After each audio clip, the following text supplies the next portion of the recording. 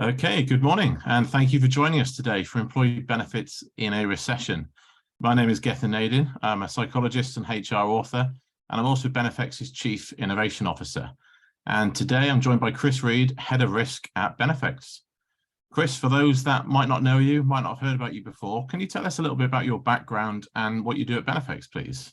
Absolutely. Hello, everybody.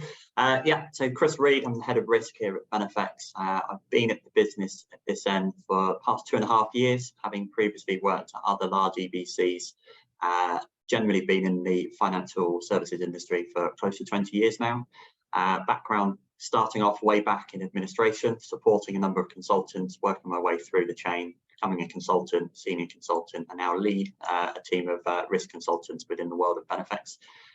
So my role is essentially all about expanding our knowledge within the team, talking to customers, making sure that they're fully aware of what we do, and just spreading the message of group risk, basically.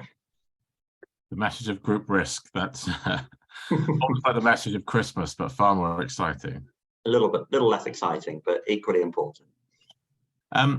So before Chris and I start our discussion, as always, we want these sessions to be as interactive as possible. So if you have any questions, thoughts, comments, or if what we talk about resonates with you or similar things you might have done in your organization, then just let us know. It doesn't have to be a question. Just tell us what you're up to and how you're planning to support people through the recession. I think everyone would be really interested to hear from those that are at the coal front fighting this over the next 12 months or so. But before we get into this discussion as well, I also wanted to just set the scene based on a bit of research that I've been doing over the last couple of months. I think it's now pretty widely known and understood that putting the employee at the center of what we do and caring for them and their well-being starts to reap pretty significant rewards for the employer. But when companies struggle in times of recessions, preserving the organization versus preserving its people is a conversation I think many are going to be having very soon. And I think for many, that will obviously fall down on the side of letting people go to save money. Now, I don't think those two things are mutually exclusive. I don't think that's a mutually exclusive decision to preserving the business or our people. I think in this age of economic uncertainty, our people will get us through. And the data tells us quite clearly that customer loyalty, as an example, is won and lost in a recession. And our people are our best bet at keeping that revenue coming in. So we have to care and protect for them as much as we can. And when things like employee engagement are boosted during a recession, profitability tends to be too. So where we can prioritize on people as much as we can, we start to see that the winners in most recessions in the past have been those that can focus on the things they can control, which, is your people. So looking after people, telling them they care, giving them the feeling that we care and support for them and support their own suffering through what the next 12 months will throw at them. We believe they will step up and be there for you.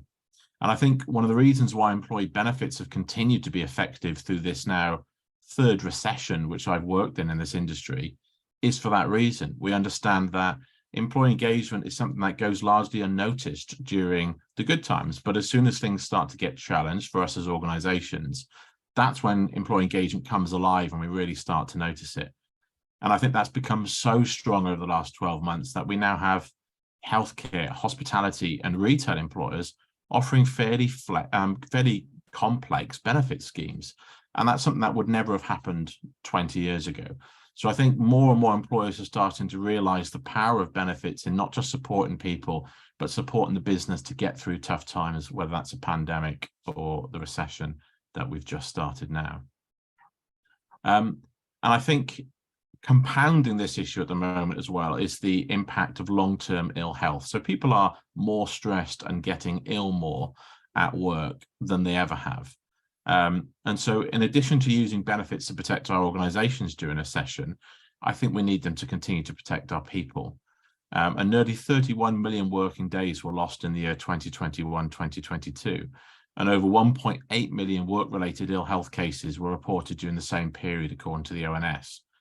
And the main factors contributing to those ill health were musculoskeletal problems, work-related stress, and depression and anxiety. And the cost of these new cases of illness in the workforce is now estimated to be just under 12 billion. And that, in addition to the effect that how firms typically see things like productivity affected. So, that cost there's a hidden side to that, which is probably a lot bigger than that 12 billion. And that's just the UK workforce. And so, Chris, I think with all of that in mind, should employers be worried about this rise in long-term ill health and the impact that's going to have on the organisation? I think so, yes. I mean, ultimately, every company is going to be a little bit different. Obviously, the circumstances will vary greatly from business to business, but ultimately, what we're starting to see is that a lot of employees have been struggling, certainly through the pandemic times, and it's obviously been a very interesting, probably not the right word, but a fascinating period of time within our industry. We're starting to see certain patterns occurring with regards to long-term ill health. We've certainly seen a rise in it, as you've mentioned already, and I think a lot of that does stem down to mental health concerns and financial worries. Certainly now that we're approaching the cost of living crisis as well.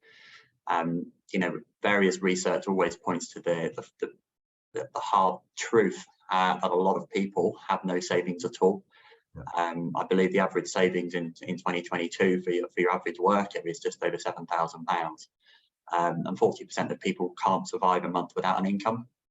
And so clearly there's a lot of worry for a lot of people about the need to continue working. It can be a very roundabout sort of way. So some people are staying in work when they're ill, and those who are unfortunate to not be able to work are not necessarily getting the support that they need. And you also have things like cancer as well. We know for a fact that there's about 125,000 people of working age are diagnosed with cancer each year at the moment. And so there's a whole lot of issues which are kind of compounding across the workforce at the moment. And it's just a case of trying to make sure that employers are aware of the tools that they have at their disposal with regards to helping their employees, helping their staff, making sure that they're getting the support that they need as early as possible. I know for a fact that we at Benefex, we've been working with a very large national firm, just over 5,000 employees or so, who had a very significant issue with long-term absentees and just general absence. I think they reported about 46,000 days of absence within their workforce in 1 year, which is about 4.7% of the work per employee, which is more than double the national average of 2%. Yeah. So that's a big issue. Finding a cost to attribute that to a business is quite difficult, but when you consider the lack of efficiencies, the lost working time, other people having to cover that individual's work, the cost of this one business was over £8 million when you look at those figures.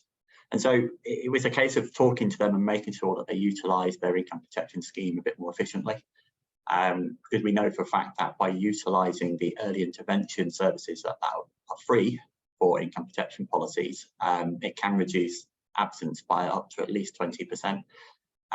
So for this one individual firm, by utilising early intervention, we noticed over a period of time that the cost to them was reduced by about £1.5 million in terms of that absence. Huge saving, just compared to an income protection policy, which was half the cost of that. So some big impacts if it's used correctly. I think that's really interesting, because I think there's this it's going to be quite difficult at the moment, right, to spend money. Employers are, throughout 2023 going to come under pressure. Reward and benefit teams will be no different to any other part of the business, where they're going to have to kind of justify costs a little bit more than they probably ever had to before. And I think that more active and preventative role, rather than reacting to current circumstances, is going to be quite an interesting one, because I guess the challenge for people like you and I is, when we speak and consult with employers, we're trying to get them to almost insure themselves against something that hasn't happened yet, but something we can be pretty sure is going to happen. So, in the example you've just shared, that cost to that business being kind of 1.5 million versus the cost of the income protection scheme being, I think you said about 800,000. So that's kind of you've got to spend 50% of what you expect to lose up front just to protect yourself from losing some of that revenue in a different way. And I think sometimes that can be quite difficult for people to get their head around, because you're effectively telling somebody that you've got to do this thing now or it's going to get worse. And because we're not in the future, we don't know the future is definite, it's very difficult to get people to spend money to protect themselves against something they're not entirely sure is going to happen, right? Which is, I guess, is part of the whole pitch of these types of products for you and your team.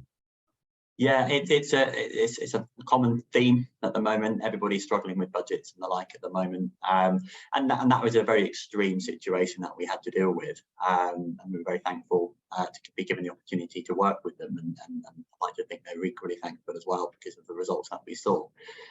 So every customer is going to be different. Every circumstance is going to be different, and ultimately it does require a bit of legwork up front from the companies as well. It's not a silver bullet. You can't just put a policy in place and expect magic results. It does require a bit of upfront work as well from the HR teams, line managers and the like. But a lot of insurance companies nowadays are very, very keen to be on the front foot and provide that support, because ultimately it benefits all parties. Companies will save money because their premiums will be managed and reduced. The insurers are going to be happy because they're not paying out so many claims, but more importantly, the employees themselves will get the support that they need, and if worked correctly, can get back to work sooner. So it's a win-win-win. And I think that early intervention can't be underplayed, because I think it was just at the start of the pandemic, probably kind of just after March 2020, we ran a similar webinar to this where we predicted that long-term ill health would get worse. It increased by 50%, so it went up from about 1 million people a year to 1.5 million this year. So we knew that was going to happen, and we were advising customers at that time to take those more preventative measures, because obviously a 50% increase in long-term ill health of employed people is pretty big. And I think if you look at some of the figures at the moment, I think it's just under 2/3 of people who are economically inactive because of long-term illness are also now living with a mental health problem. And so it starts to show that the slower we are to react and support our people, the worse their situation gets. So you've got people who are on long-term ill health because of musculoskeletal or whatever it might be, and the uncomfortable nature of what they're going through and the time away from work, etc., is driving poor mental health. And I guess we see this with NHS waiting lists as well. So the amount of people on an NHS waiting list, people are waiting 12 months for pretty generic, I guess, elective surgery, things like gallstone removal, knee operations, etc., and are developing poor mental health because they're living uncomfortably for 12 months with this thing that historically might have got solved within a few months. And so it almost feels like, yeah, we do need that kind of refocus on the way that benefits can be more proactive and preventative, rather than just reacting to somebody who's got ill health and needs help.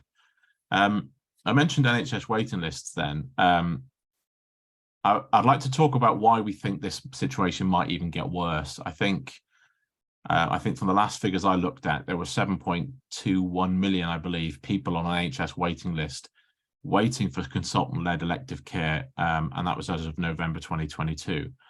And that's in addition to this hidden backlog, which you mentioned cancer before, the number of people that, because of the effects of the pandemic, haven't gone and proactively had lumps checked out, gone to the doctor proactively, and have actually waited or not been able to get an appointment quickly, and that's kind of driven them to not get an appointment at all. That kind of stuff's a worry as well, right?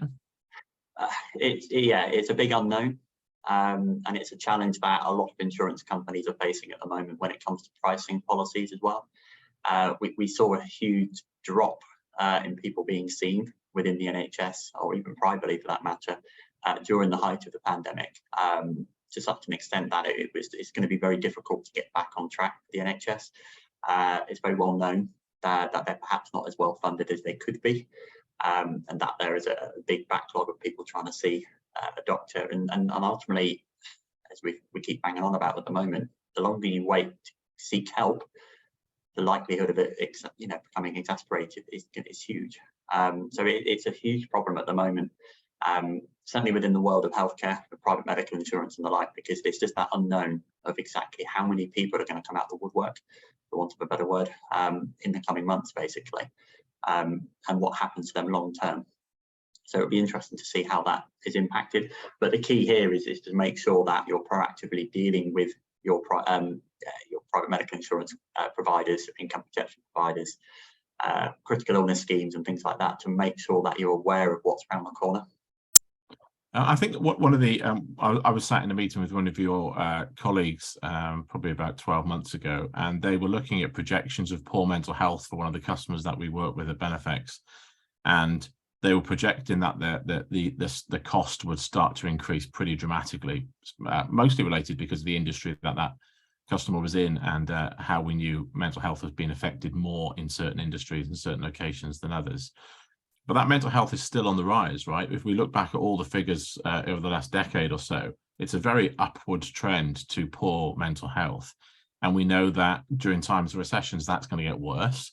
So compounding what we've already been through for the last 2 or 3 years, we know that's going to get worse. So we pretty much have to be more preventative. We can't just wait for those things to get worse, because we're just waiting for a cost, right? We're just waiting for those costs to increase. The example that you gave us is a great one, where it's that, at what point do you act? If that line is going up and up and up, and we expect that to continue to go up, where does it get too bad before an employer makes a decision to actually, right, if we know more and more people are being added to this pile of poor mental health, at what point do we step in and say, look, actually, how can we help that? And I think, I've got friends at the moment who've been waiting 12 months for CBT sessions on the NHS. And I know that some of the policies that are offered in the market, in the group risk market, offer things like CBTs as part of kind of the ancillary benefits. And so, there are opportunities for us to step in before it gets worse.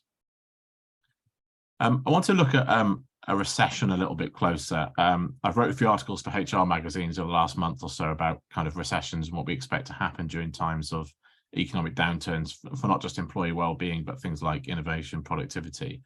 And I found some fascinating stuff that for the benefit of the audience, I just wanted to kind of go through. But probably no surprise that recessions are generally bad for our health. But it's a really mixed bag. It's quite interesting to see the effect of past recessions have had on employees. While people tend to spend less on bad habits, so things like fast food and smoking and drinking, there are less traffic deaths, air quality improves. And so for employers, recessions generally aren't good news for employee well-being. So some things get better, but some things get worse. I was fascinated to find out that full-time employed workers who experience a recession in their 50s will die sooner than people who didn't experience a recession when they're in their 50s. I think that's pretty fascinating, especially considering the amount of workers that are in that age bracket at the moment. We know that mental ill health, poor mental health increases a year following recession, especially for those that are working age adults and low income adults. We know that social welfare cuts have an impact on the general population. We know we've had a decade of austerity in the UK, and we know that based on some of the things that are going to be happening over the next year, that government spending is going to decrease again.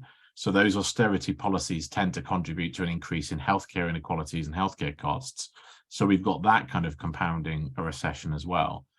But the evidence, I think, is pretty consistent that economic recessions and the mediators of that, such as things like unemployment, income decline, unmanageable debts, some of the things you've mentioned about people just not having the money to be able to fund themselves if they lost their job. All of those things are significantly associated with poor mental health, increased in rates of common mental disorders and poor mental health, but even things like suicidal behaviors and substance-related disorders. So again, we expect that a recession is not generally very good for people's health. So based on all the work you and your team have been doing for years and years, we now have this compounding situation, which is going to drive that situation even more. And I think, as well as all those physical impacts that this is going to have on people, the physical strain and the mental strain, you mentioned earlier on about people's own finances and their ability to kind of take a knock, not having the savings buffer and things like that. And so this recession is going to impact employees' own pockets too, won't it? Unfortunately, and it will. It's a theme of the day at the moment. It will vary greatly depending on the individual. We've seen research that shows at least 30% of the UK workforce say what the worries about their finances, and certainly regarding the cost of living, is negatively impacting their work. Clearly, I'm sure a lot of people can relate to the fact that if you're worrying about something outside of your work, you're not going to be as on your game as you perhaps could be. And that's only going to perhaps get worse as the months come.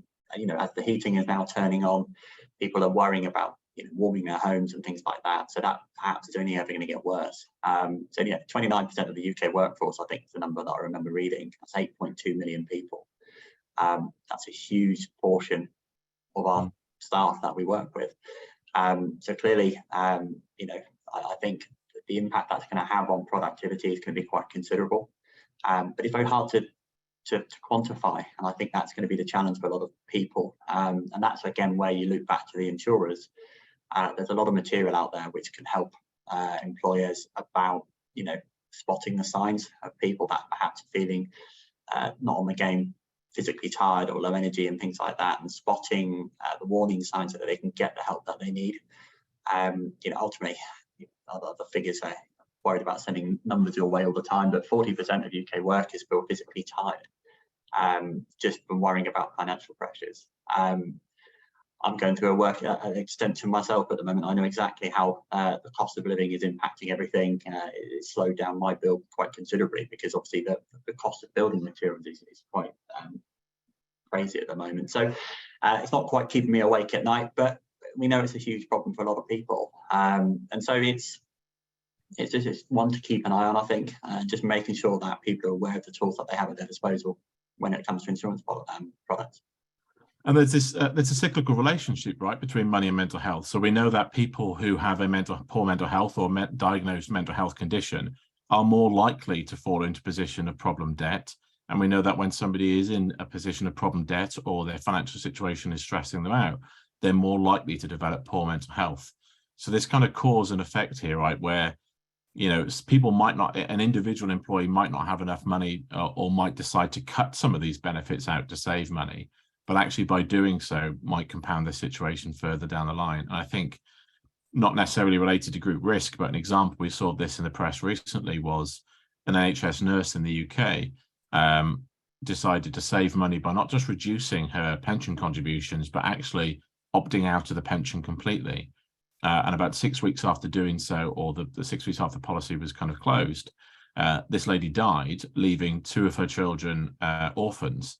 And because her insurance policies like life insurance were tied up to a pension, she didn't get any payout. So those kids will get no payout at all. And I remain convinced that if that individual really understood the impact of completely opting out the pension and closing their pension down, would they really have made that decision? And I think with lots of these group risk products, there's a communication exercise here, right? There's a point at which employers need to kind of really make sure that their people understand, what is income protection? Why might you want to take that out? Because anyone who's joined these sessions before the last couple of years will know that I talk a lot about income protection because I feel like it's such a great benefit, such a positive benefit. But I know that when I speak to friends and family members and even people who are a lot older than I do, they don't know what this product is. They don't know how it works. Yet when we look at the data we had through the pandemic at Benefex and right across the industry, there was a 20% interest increase in people who are interested in taking out benefits like income protection and critical illness, because people started to realize, well, if I caught the virus, if I was away from work on long-term ill health, how would I pay my mortgage and how would I pay my rent and how would my family be protected? And I feel like the more we can educate people about these benefits and how they step in, the higher the take-up we'll see and the higher that people are protected, whether that's employer funded or not. So do you think we need to there almost needs to be a little bit of a rebrand, I guess, of some of these benefits to be not seen just so much as things like an insurance benefit, because that's not very exciting, right? But if you think about what income protection does as a benefit, that's really valuable. But I think necessarily the way sometimes we talk about it doesn't make it seem that exciting or interesting. Oh, definitely. You're talking my language now. Trying to make insurance interesting, sexy, if you like, is always been very difficult. It's ultimately one of the last things that people want to think about, right? Your average individual lives in the here and now. They don't necessarily want to think about what happens if something bad occurs. What happens if I get seriously ill and things like that. But I think the pandemic really shone a light on the need for protection. My personal opinion, I thought we were very fortunate that we are in a country, certainly within the UK, that benefited from a furlough scheme, and that provided a lot of people with the financial support that they needed when times were hard. Ultimately, that kind of brought home to a lot of people the need to have that financial security around them. And I think with the great resignation that I suspect a lot of you may have come across within your own workforces, really kind of hammered home the need to look after your staff, keep people, keep them interested. But you're right, it's that whole rebranding exercise of income protection in particular. It's so much more than just paying out when someone's off long-term sick. if used correctly, you shouldn't ever really need to pay a claim. That's the dream, right? And it's just making sure employers use it to its full potential. We've been very fortunate that because of coming out of the pandemic, we have seen a big uptake on companies taking out new policies. Critical illness is the biggest beneficiary of that, with a rise of 10% in the UK alone of companies actually taking out brand new critical illness policies. Those ones just pay a tax-free lump sum in the event of diagnosis of a critical illness. And there are even some policies which can include the likes of, effectively if you're on ventilation due to COVID. So they're developing all the time to make them relevant. We've seen a 5% increase in the group life and income protection sector as well. It doesn't sound like a lot, but compared to previous years, that's quite substantial. So yeah, it's a booming business basically, but it's all about making sure employers are aware of what the services actually entail and really fully engaging with them, and not just basically getting an invoice once a year, paying it, and only using it when someone is really, really ill. It's basically unlocking that box and using it fully. I mentioned at the start that we're seeing retailers, hospitality, those kind of businesses that were, when for the 20 odd years I've been doing this, would never be interested in flexible benefits. Retail didn't have to offer those types of things. There was the accepted level of, well, turnover is part of the business and that's it. And we're now getting those industries who are now saying, do you know what, actually, if we're going to get the right people, and obviously those industries in particular are struggling to recruit people and have done for the last 12 months, we now have pretty complex, what we would traditionally have seen 20 years ago as these kind of white collar worker benefits now being offered to people working in retail, right, to be competitive. And I think that's pretty fascinating. That's pretty fascinating that, you have some of the employers that decided to work with Benefex over the last 12 months. We've now got more retailers than we ever have. Yet there was a time in our history where we had no retailers offering flexible benefit schemes. And these group risk products are playing a part of that, right? They're getting to more people, and more people that we never used to really target with these types of benefits. Oh, definitely. I think the whole shift in mindset has occurred over the last few years, where employees expect their employers to look after them, and they look to their business leaders for guidance. They trust their companies that they work for. So when they offer certain insurances or benefits or perks and things like that, they truly do value them, and it does make them a bit more sticky in terms of sticking around within your own business. It's been very interesting with the whole retail industry. Again, at Benefex, we have a number of very large retail high street firms within our book who have invested within things like voluntary critical illness schemes, partner life assurance for people, spouses and the like, and things like that. And they're proving to be very, very popular. And I think that it goes round in circles. The more you invest in your people, the more likely they are to stick around. And so you don't have those additional costs of recruitment and the like and things like that. So I think that it's a bit of a battleground to keep people, a bit of an arms race, essentially, to try and make sure that your benefits package is relevant, up to speed, and is actually something that your employees want as well. So yeah, it's been very interesting. Yeah, I mean, you see employers in the UK like people like Lidl who have given about 4 different pay rises, I think, over the last 14 months or so. I don't think we ever expected that lorry drivers and retail workers would be this war for talent and trade so hard that you can get paid very well now for working in retail. And I think that it's fascinating to see, right? The more competitive that gets, the better for employees, which I'm all for. But it is fascinating to see that competitive benefits, I think, in 2023 will start to, for certain levels of employees, outshine pay. We're already seeing lots of research, especially in America, showing that that's now the case, where people are saying, if I can't rely on the NHS in the way that I used to, or maybe I don't want to rely on the NHS the way that I used to, maybe if I have the avenue to make a different choice, I can free up parts of the NHS for those people who really need it. I think that is really, really interesting. And I think I saw somebody share on LinkedIn about 2 days ago that they weren't able to get a GP appointment. I know somebody in my family who tried to get a GP appointment recently and was told they had to wait 21 days for a phone call, and the result of the phone call would lead to whether they had an appointment or not. Yet through their income protection policy, they were able to get access to a video doctor for free and managed to do that within an hour. So from an hour of downloading the app and registering, they were able to request something just over an hour later, I think it was, and had a chat with the UK GP to have that query allayed.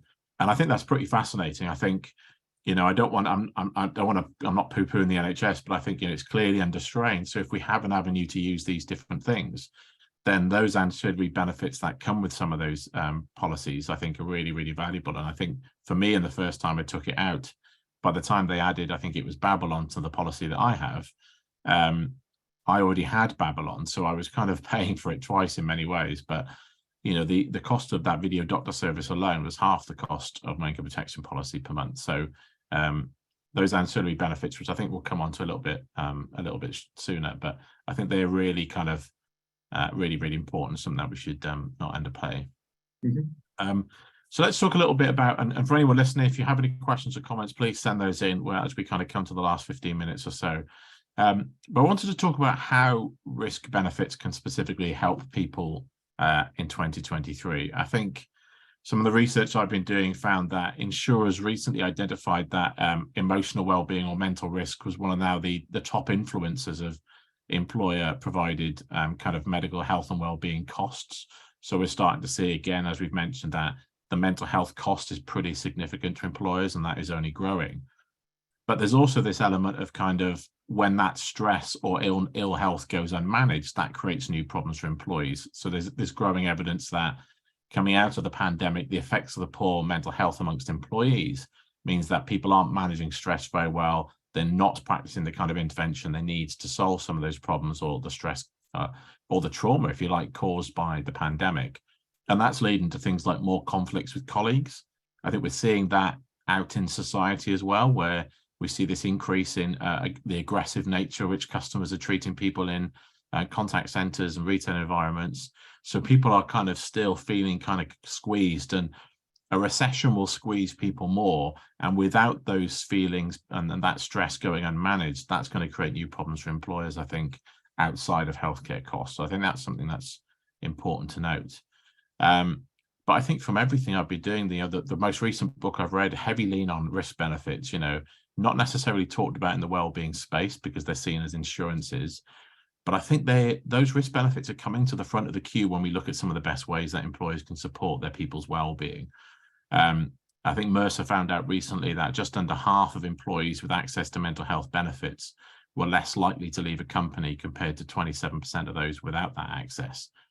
And so again, we're starting to see these things become far less of a perk, far less of a benefit, really, and more a necessity. And so I think that's really important, right? Those risk benefits are forming a foundational approach to what I now expect to get from work and how I think the workplace supports my health and well-being. And if that's having an impact on people likely to stay or leave a company, again, you know, if you look at some of the figures about HR trends in 2023, despite the recession, most businesses say they're worried about losing people and they're worried about losing good people. And so these benefits are going to play a big part in why somebody would come and work with you and stay with you, aren't they? Definitely. I think it's a tough one to cope with, I think, with a lot of companies, I think, because it all comes down to cost. At the end of the day, you know, a lot of insurance policies are not necessarily cheap.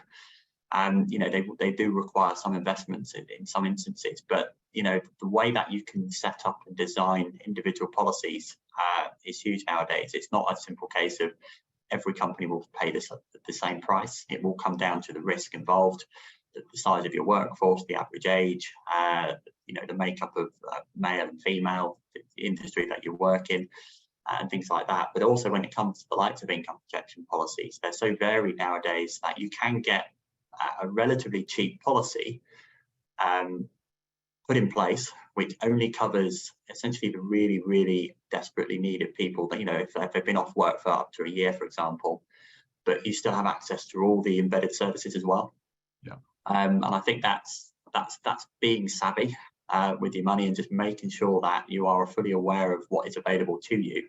So ultimately, you could potentially put in place a cheap policy like income protection, access all the added value services, all the early interventions, tools and things like that, which ultimately should benefit you as a business, especially if you're suffering with a lot of presenteeism, absenteeism, or basically a relatively unhealthy workforce, or people that are struggling, certainly with their mental health or musculoskeletal issues as well.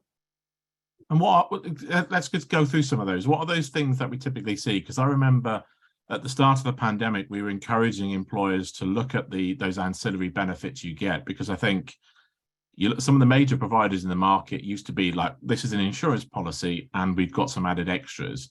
The way some of them are advertising it now is we have all these well-being support, and by the way, there's an insurance policy added to this as well.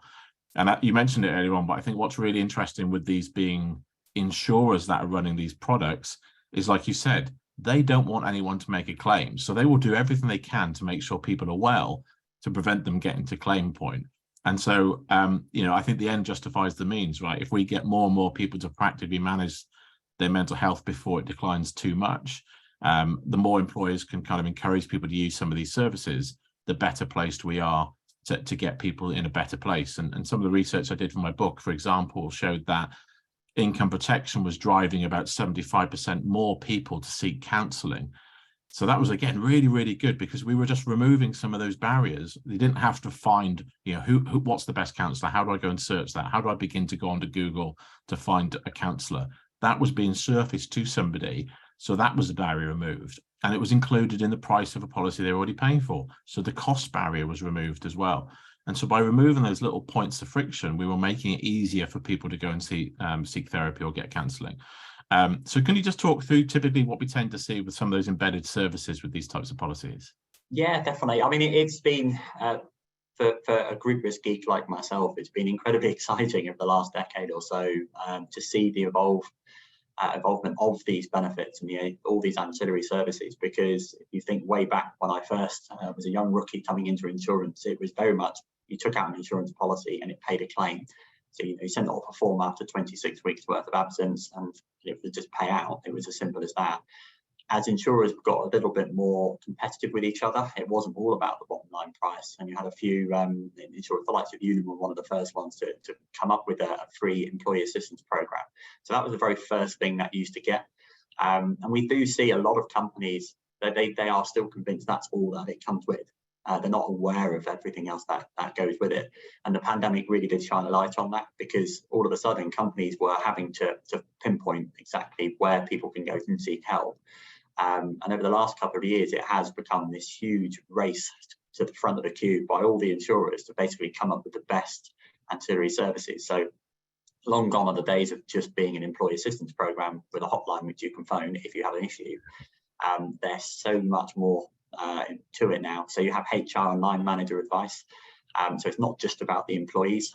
It's giving the tools to your managers, the HR teams, about how, as I said earlier, how to spot people that are struggling, how to deal with it. So if you did get a conversation with an employee who opened up and explained that they're perhaps suffering financially, or even having things like domestic abuse, because there's all sorts of resources that are available at your fingertips, which are all free as part of your insurance policies.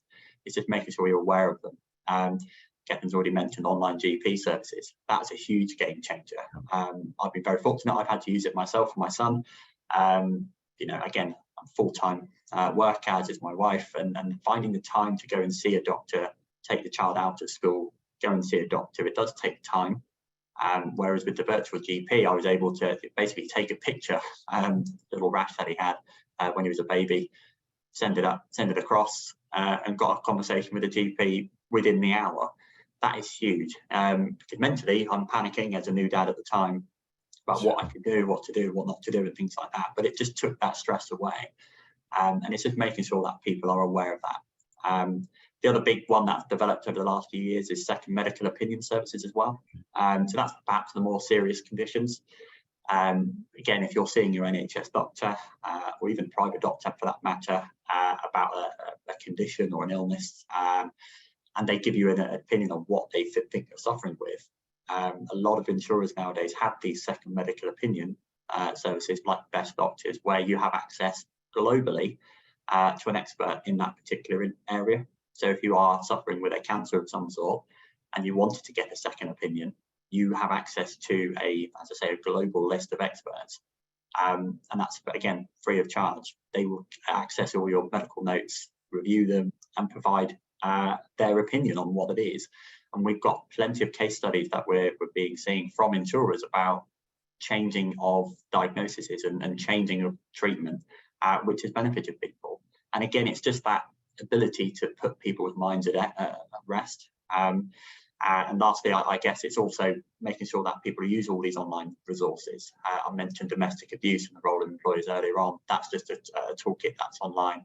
It's a big topic in the news at the moment. Again, it's just making people feel empowered that they have access to this information without worrying about typing domestic abuse into Google and being hit with 10,000 different hits.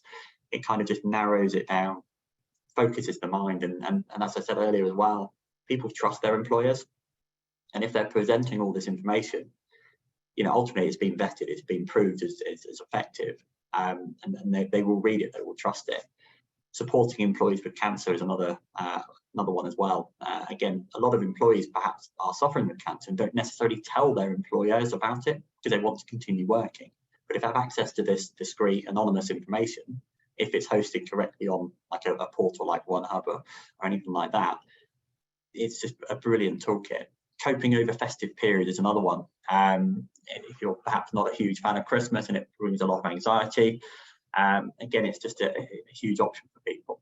And we know that a lot of the providers are also developing apps as well. Everything's on your phone nowadays. And we've certainly seen over the pandemic between 2020 and 2021, there's been over 220,000 interactions on apps, basically, compared to before that, about 75,000. Wow, so it really demonstrates how valuable employees find this, because as I say, if you can just tap on your phone, get information that your employer's provided for you, that's huge. Yeah, agreed. Yeah, and you call this kind of the Swiss Army knife benefits, right? They contain far more things than you expect than that just one tool at the front. Definitely, I'd love to take the credit for that. There's actually one of my consultants within my team who came to me and said, "I've got this analogy which I think we could use in some of our marketing." So I think it was really great because ultimately it's so much more. So the Swiss Army knife is anyone's seen one or had one. There's so many different gadgets and tools on those, especially if you've got like a proper one. And it's used for different things. If you use the correct tool for the correct job, it's so much more efficient. It's rather than just taking a blunt hammer, for example, at something. If you have a small tool on a Swiss Army knife, you can just do anything with it.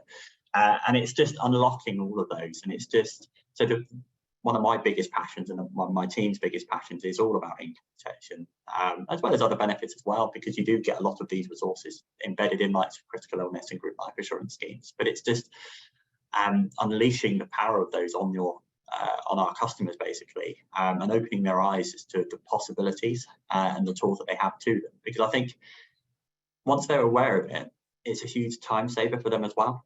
Yeah. If you within a HR role, if you know you have all these tools available to you, if you do come across a situation with an employee that is struggling, you can signpost them. You can get help yourself if you're unsure how to handle the situation. There's just a huge amount of information available at your fingertips. Which ultimately, if used correctly, it will save you money in the long run, because ultimately, if you've got this policy in place and it's utilised correctly, it's a huge time saver, and time is money, right? So it's a big one. Excellent, thank you very much. So we've got a question from Anne Keeley. I think Anne's going to ask a question verbally. So I think if we can unmute Anne so she could ask that question, please.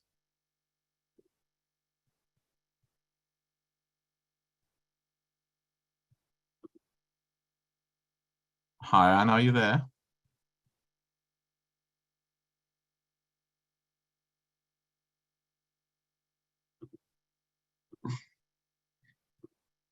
Okay, maybe not then. Yeah, I think we can't underplay the value of some of these benefits. Like I say, the new book I've written, I did a lot of research about the role that these types of benefits have in well-being. I think we've talked about them a lot over the last couple of years at Benefex. We've seen how preventative they can be, but we've also seen how they can support employees with challenges throughout the pandemic. And I think we will see them really step up and support people through the recession as well. It's not often these types of benefits are mentioned in a well-being conversation. I think I spoke to one of the really big providers recently, and a team of their guys were on the phone with me and having different conversations. And some of them were describing their product as a well-being product. Some of them were saying they're an insurance company. And so it's a little bit like this business itself is almost confused with what are we at the moment. But I think for us at Benefex, and for me and the work I do, it's definitely in this space of these are well-being products that are preventatively making a difference to the people that use them. That's all we have time for, I'm afraid, today. But Chris and his team of experts are on hand to help you through whatever 2023 will hold. Thank you very much for joining us, Chris. Really, really valuable insights. This was your first Benefex webinar, and because you did so well, it's not going to be your last, and you'll regret doing this one because we'll get you back for loads more. At Benefex, the innovation and wellbeing teams led by me and the risk and healthcare teams all contain a wealth of knowledge and experience that will help the organisations not just stay afloat next year, but in many ways continue to help them move forwards. Benefex will continue to be there for its customers to help. So if you think you could use us, please contact us. I hope you have a restful, peaceful and enjoyable festive break. And Merry Christmas from everybody at Benefex. And thanks for joining us.